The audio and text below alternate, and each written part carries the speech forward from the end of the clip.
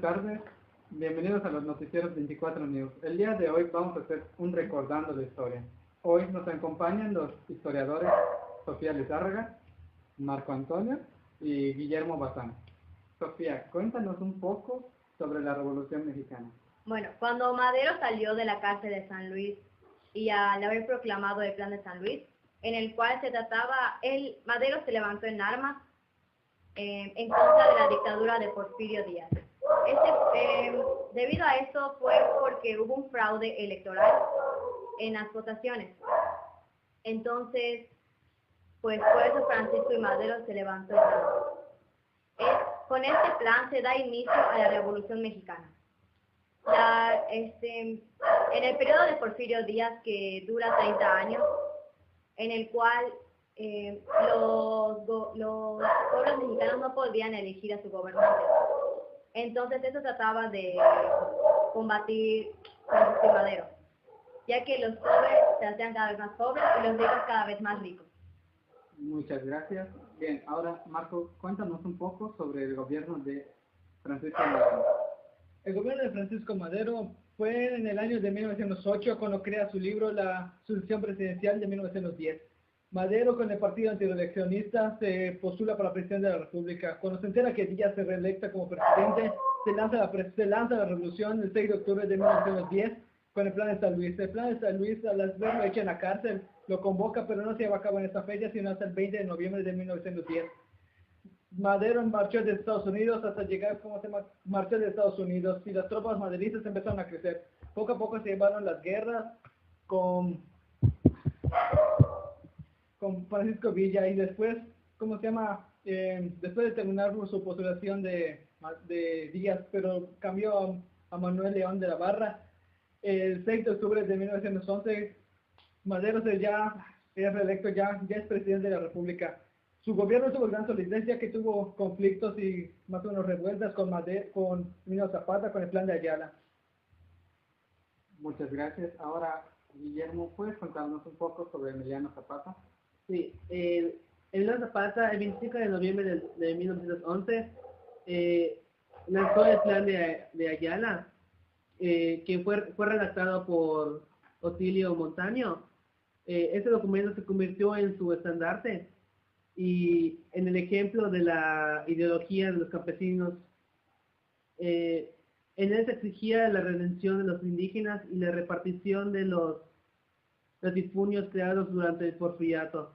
Se desconocía a Francisco y Madero como presidente y se reconocía a Pascual Orozco como jefe legítimo de la revolución. Durante 1912, Emiliano Zapata combatió al ejército federal y al mando del general Alfonso Caso y Jovencio Robles y Felipe Ángeles. Buscaba la pacificación en los estados del sur, cuando los zapatistas buscaron defender y lo hicieron brutalmente según las versiones del ejército federal. Muy bien, ahora les voy a hablar sobre el Plan de Ayala.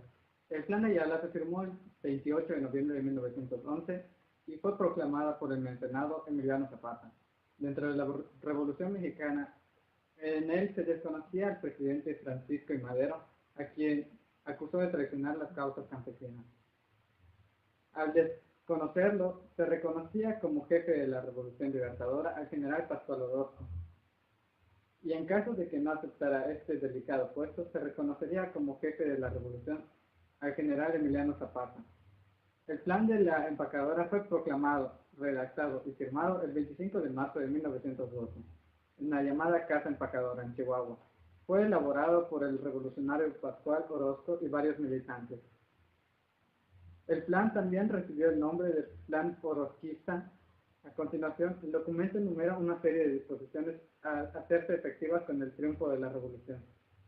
Los puntos eran el desconocimiento de las deudas contraídas por el Estado, el desconocimiento de los contratos contraídos por el Estado con familiares de Francisco y Madero, reconocimiento de los poderes públicos y gobernaciones que se adhieran al plan, eliminación de la vicepresidencia de la República, derogación del servicio militar obligatorio, garantía de la libertad de expresión y el reconocimiento de la propiedad de tierra. ¿Puedes mencionar un poco sobre la decena trágica? Bueno, la decena trágica abarcó 10 días, de los cuales empezó el 9 al 18 de febrero de 1913. Durante este suceso pasó que Gustavo Madero fue torturado y le sacaron los 2 ojos, uno de los cuales era de cristal, y luego fue matado. Luego de ahí, Victoriano Huerta mandó a matar al vicepresidente José María Pino Suárez y el presidente Francisco I. Madero, y los trasladó al Palacio de Luckenberry y fueron matados por la ley de fuga. Ahora, Marco, ¿nos puedes mencionar sobre la dictadura huertista? Victoriano Huerta fue un militar que llegó en febrero de 1913 a la presidencia. Al tener un complot con Francisco Madero, recibió el apoyo de los porfiristas, en el cual Victoriano Huerta se hizo dictador, anulando la democracia y la libertad, y empezó a la libertad por medio de la fuerza militar.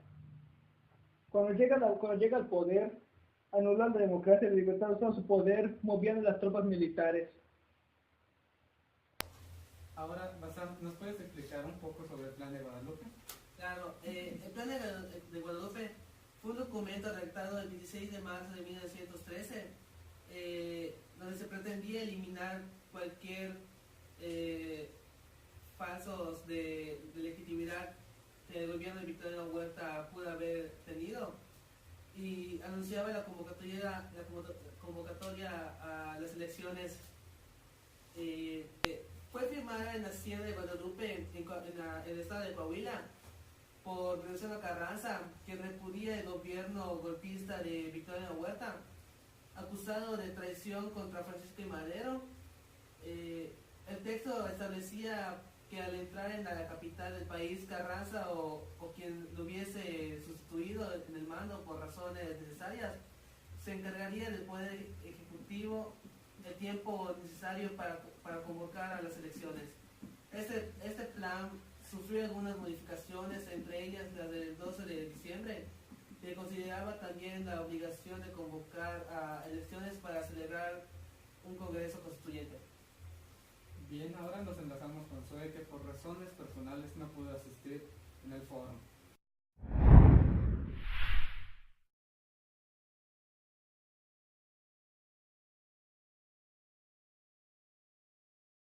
Antonio, como mencionaste en el foro, no pude asistir por asuntos personales, pero aquí les traigo la información. Hablaremos sobre Álvaro Obregón.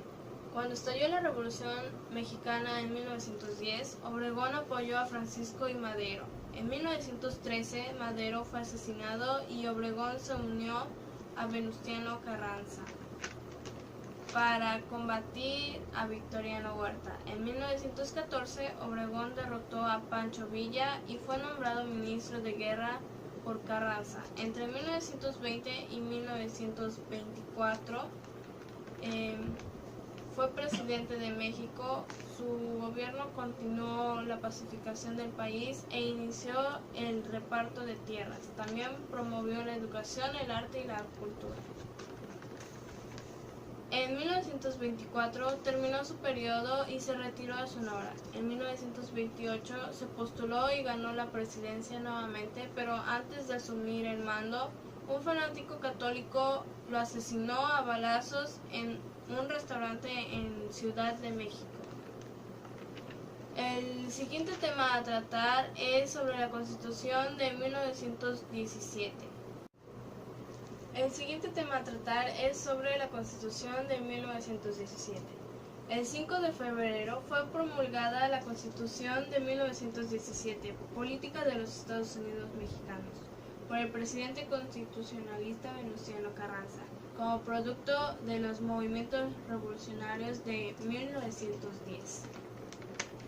La Constitución de 1917 fue la primera en la historia en incluir los derechos sociales, marcando de esta forma un antecedente para el resto del mundo, lo que le otorgó el reconocimiento de la primera Constitución social del siglo XX. Aunque hoy nuestra Constitución difiere en muchos aspectos de la forma en que fue concebida en 1917 debido a las reformas que se le han hecho. Representa un baluarte de la democracia de nuestro país y una herencia viva de la lucha revolucionaria de nuestros antepasados. El último tema que les comentaré será acerca de la División del Norte, que fue comandada por Francisco Villa, ya que estaba en contra del gobierno opresor del pueblo. Villa quería hacer que el gobierno le reconociera las tierras al pueblo, y para esto Villa cruzaba a los Estados Unidos por provisiones y alimentos que les había quitado. Cuando se enteran en el Estado de México de lo que hacía Villa, mandan a llamar para una reunión y ahí lo acorralan y lo asesinan. Pues por mi parte esto es toda mi información, Antonio, y volvemos con